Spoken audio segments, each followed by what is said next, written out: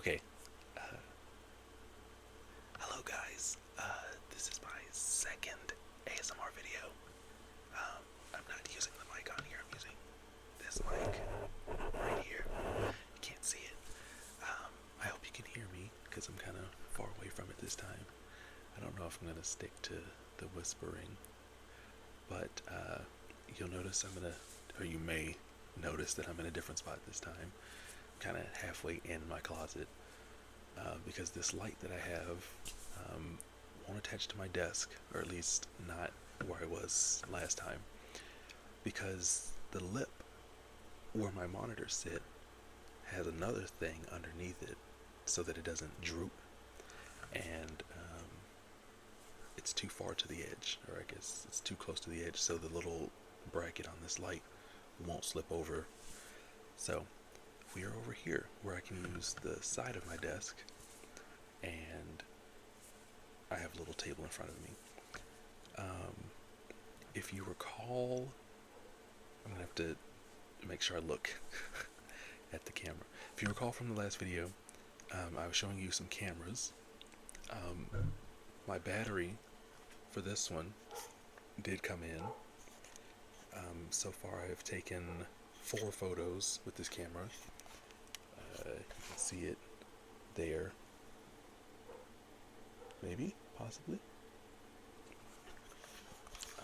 But there is film in here, so I will not be activating, shuttering, cocking. I'm not sure what the word is, but I won't be doing that. I would like to not waste the film. While I was at it,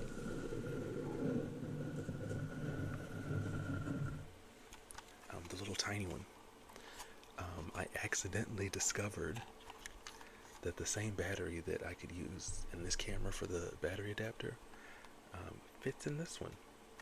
Kinda, sorta. I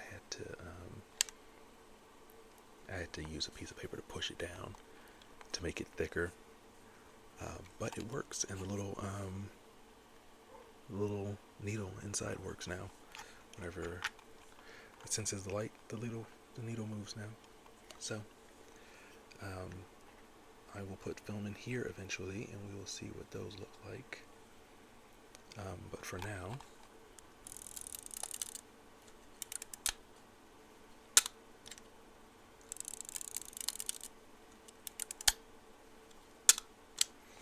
and you'll also notice that I'm showing my face this time because I just gave up hiding it last time. I did try to clean up for you guys. Didn't want to look too rough on camera. Something else that's in frame, I don't know if you noticed them, my green beats. They don't make them anymore. I haven't seen them. I think they're solo HDs. They're like the original ones. I've had these since middle school. So that's like 2011, 2012. Don't call me old, guys. I'm not old. Or I'm not that old. But yeah, that's what they are. And I still have the original box for them. I have the original case still. This stain is from my little cousin's baby shower.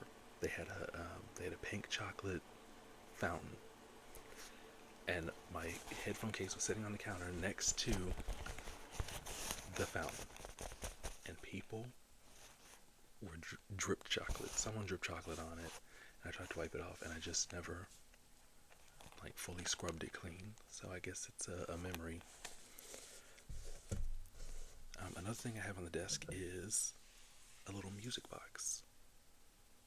It doesn't make noise right now because there's no paper in it. But later in the video, I'll show you some of my other interests. Because I had failed to do that in the last video, unfortunately. But I'll show you those. One of those interests is music, and it comes with the paper. So it came with Happy Birthday, which is lame, so I'm not even going to show you that. This one that I had to punch out is Gymnopédie number 1.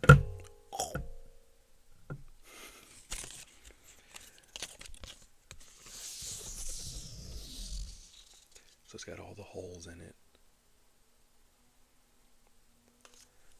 And then I also punched out this one, and I attached two together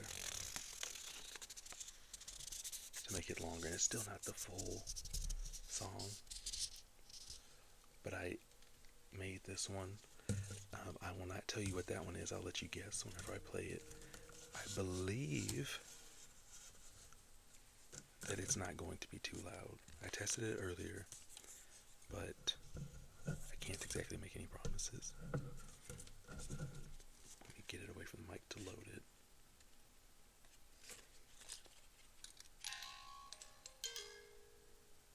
Okay. And then the table it's on acts kind of as a soundboard.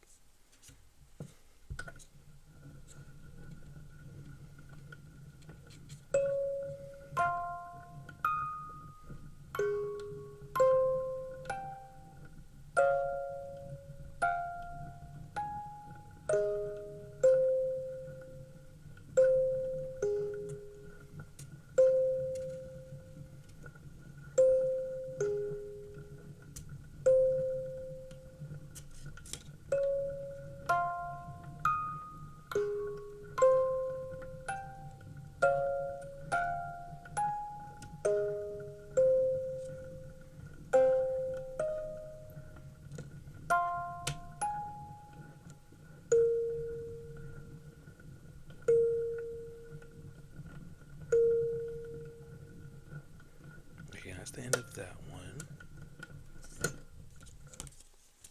Now for the mystery one. It honestly didn't take me long to find this.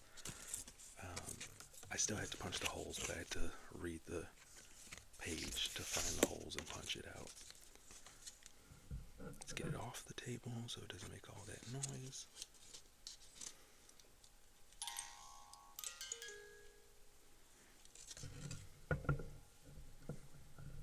Okay, this is the mystery one.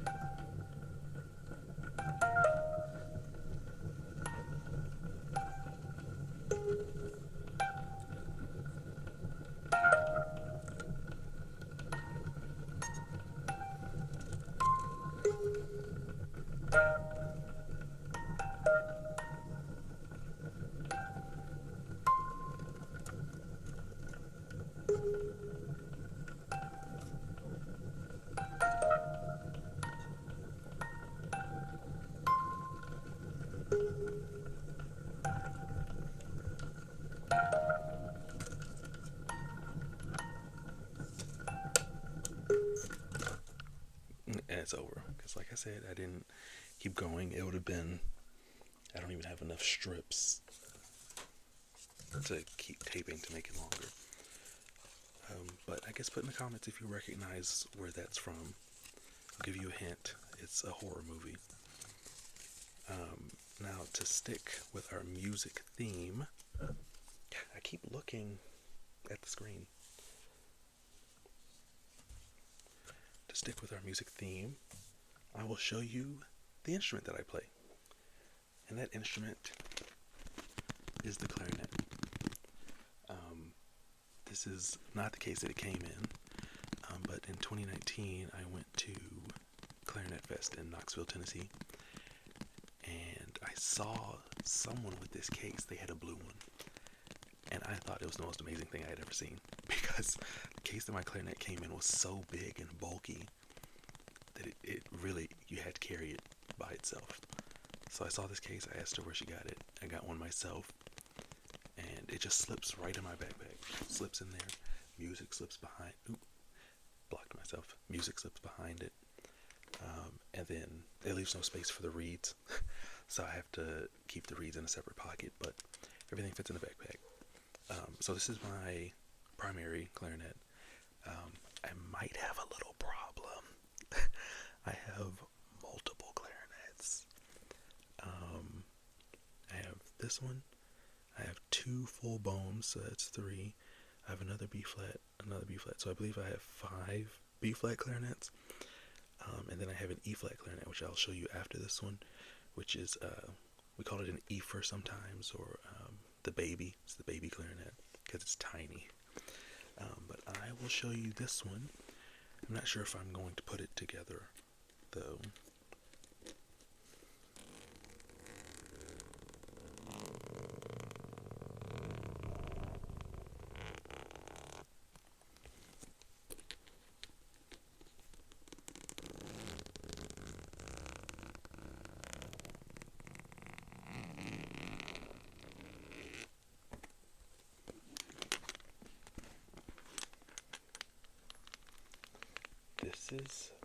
This is my clarinet. It's a Buffet E11, so technically it's a student model. But I have made or added some additions, accessories, to make it better. Top tier now. So this is the barrel.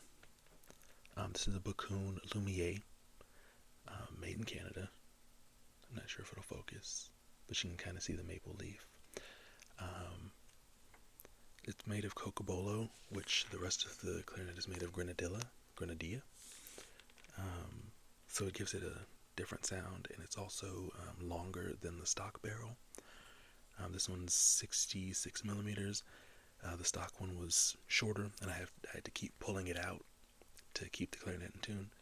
So instead of pulling it out, I got a longer one. So it just does the same thing that pulling it out would have done, but without me having to pull it out. This is the mouthpiece. I don't want to take it out because I'm pretty sure it looks gross right now. Yeah. Well, it doesn't look that bad.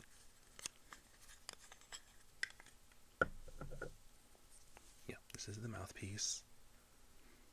This is the ligature on it. It's a Rovner Van Gogh. Go? I'm a little embarrassed about how much all of this cost in just this case right here, so I'm not going to tell you. Now let me figure out how to get this out of here without making too much noise. So this is the lower joint. Doesn't really make any good noises. Oh, that one does though.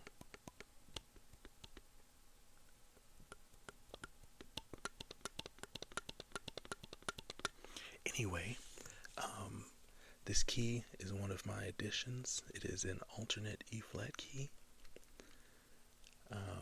Lifesaver on some music. Terrific.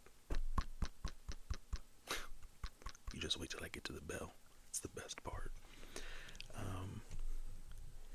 Here is the upper joint.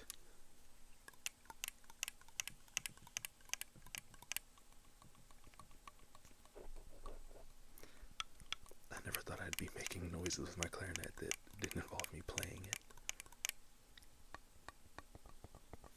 These are all trill keys, but they can also be used to play alternate fingerings of notes. This is the register key. This is the thumb key. It would be the left thumb key over here. But I'm no clarinet teacher, so I won't. Of course, the air conditioning turned on. So I won't be teaching that. This is my bell. Inside of it lives a stand for the clarinet. It's kind of noisy, so I won't open it. Here's the bell. It just goes on the end of the clarinet. Now I'm doing this lightly, but if I just go like that, it'll make tons of like popping noises. I don't know.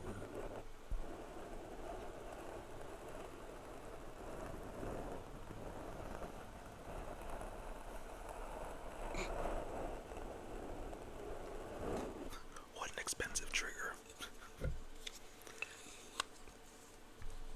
So we will button this right on back up, and then I will show you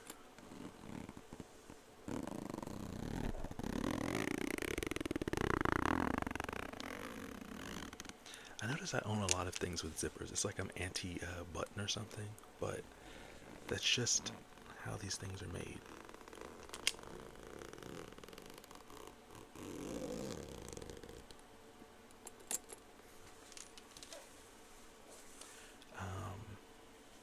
Then here's the E flat. So the E flat, not nearly as expensive. Well, that's because it's a cheap Chinese one, but a real like good name brand E flat clarinet would cost more than my B flat clarinet.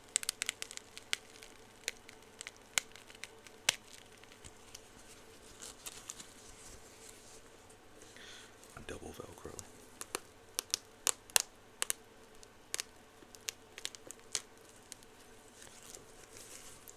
More zippers, of course. Oh, these are softer.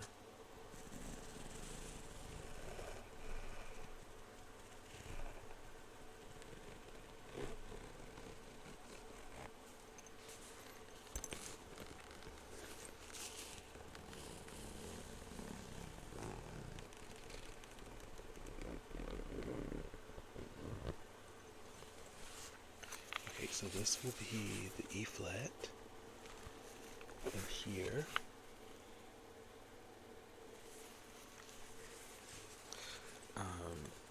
you'll notice, I guess I'll do it this way.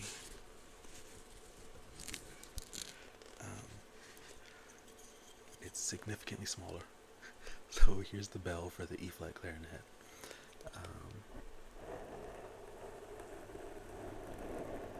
Makes the same satisfying noises, just on a significantly smaller scale.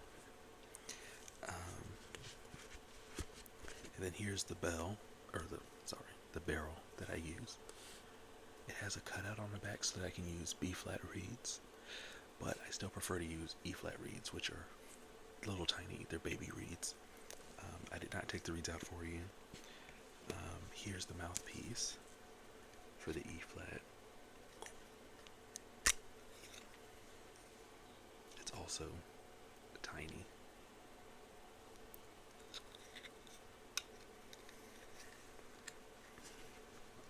And then you'll notice that there is no separation of the upper and lower joints. It is all just one unit. It's all just one unit.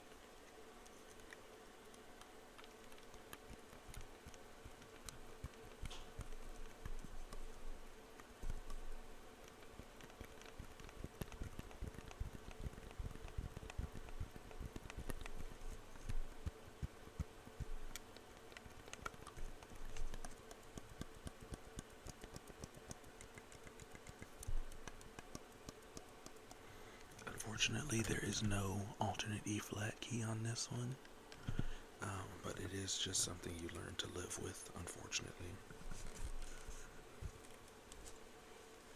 So that is it for the E flat clarinet. Like I said, I'm not a music teacher, so I won't break out any music for you. I'm so mad I forgot to turn that air conditioning off. So yeah, I won't attempt to teach you music, but I do have sheet music, tons of it, an embarrassing amount. I've also spent a ton of money on sheet music. It's one of those things where it's like, I don't know why I'm broke. I'm so broke. Where's all my money going? Meanwhile, I have multiple instruments and a ton of sheet music.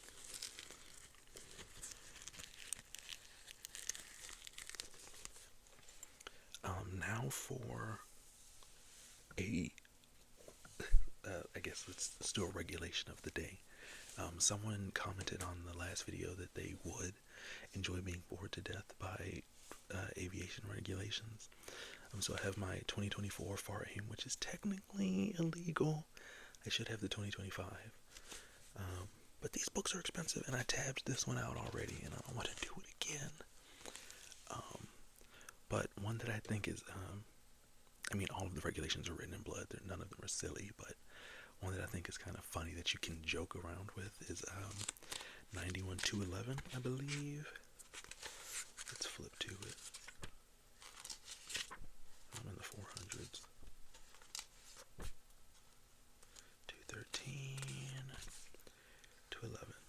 is the supplemental oxygen section. Right there. There, 91,211. What I think is funny about it is, I'll read these to you, but first I'll give you my it closed. I'll give you my interpretation of it. So essentially, what it's saying is, so above 12,500 feet in an unpressurized airplane, and below 14,000 feet, the required crew members have to have supplemental oxygen after 30 minutes at that altitude. And that's a cumulative 30 minutes. So if you go below 12,500 and come back up for 5 minutes, and you were up there the first time for 5 minutes, that's 10 minutes. The 5 minutes doesn't start over again. And then at 14,000 feet, the required crew members, so like the pilot or the first officer, if they have one of those, both are required to have oxygen. At above 15,000 feet, though, of course, the pilot, the required crew members still need oxygen, but it just says that you need to make available, or you need to provide oxygen to any passengers, any occupants. But it doesn't say that they have to use it, or they have to wear it. They don't have to use the oxygen. So I just think it's funny that you can go up to 15,000 feet and say, well, yeah, there's oxygen on board, but you don't have to put it on. If you want to take a nice nap from hypoxia, go ahead. So it says 91,211 supplemental oxygen. A, general, no person may operate a civil aircraft of U.S. registry, 1, at cabin pressure altitudes above 12,500 feet MSL, up to and including 14,000 feet MSL, unless the required minimum flight crew is provided with and uses supplemental oxygen for that part of the flight at those altitudes that is of more than 30 minutes duration. 2, at cabin pressure altitudes above 14,000 feet MSL, unless the required minimum flight crew is provided with and uses supplemental oxygen during the entire flight time at those altitudes. And 3, at cabin pressure altitudes above 15,000 feet, unless each occupant of the aircraft is provided with supplemental oxygen. Now notice on 2 it says provided with and uses supplemental oxygen for the crew members, but on section 3 it just says provided. Each occupant is provided with supplemental oxygen, so it doesn't actually say they have to use it. So I think that's funny. They write the regulations in black and white, in gray. They're not black and white. They write them in gray so they can nail you to the cross when you get to court if you break one of those regulations. They're like, well, you might have interpreted it that way, but we interpreted it this way, so you're wrong. Give me your license. This is some newspaper. I was throwing away the boxes that my cameras came in, and I noticed that they used some newspapers as packing material. I think this is terrible. Yeah. But it's in, I don't want to uncrumple it on camera, but it's in Japanese because cameras did come directly from Japan. I paid more in shipping than I did for the cameras at auction. So I have no idea what it says, but I just thought it was interesting that I got Japanese newspapers. And then this one is black and white, whatever this is.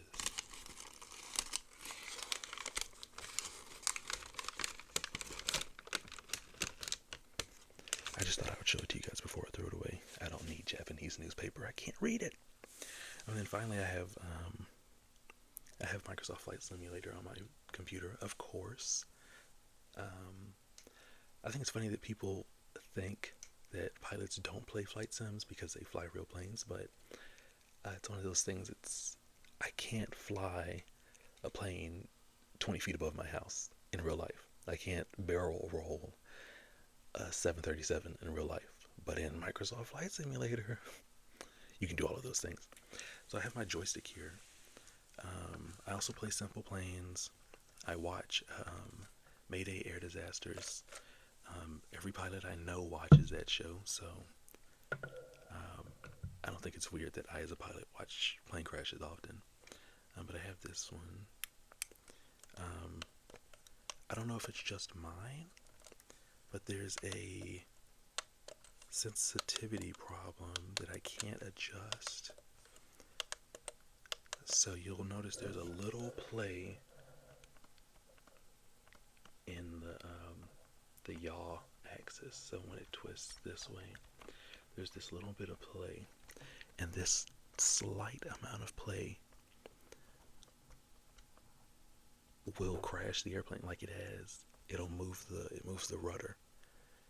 This slight amount actually moves the rudder, so it's actually making contact or whatever inside and moves the rudder. So I might need to, I haven't had it very long, I might need to see if there's a warranty on it or something that I can file for to see if I can get it replaced or repaired, because I don't appreciate that.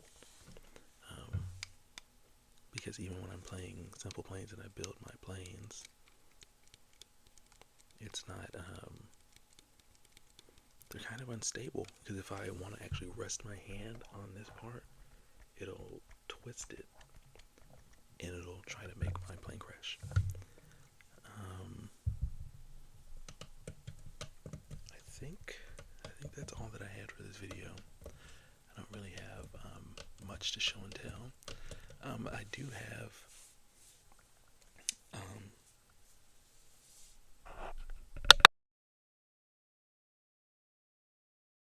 sorry, I had to clear my throat. I do have an entire collection in here of cologne dupes. I'm a heavy dupe purchaser. I don't like buying real things. I do have a box of samples that I got for Christmas of real colognes, and then I have my dad got all of us in the house fragrances for Valentine's Day, so he got me Burberry Hero, which I think smells pretty good. However, I'm a homebody and I never go anywhere.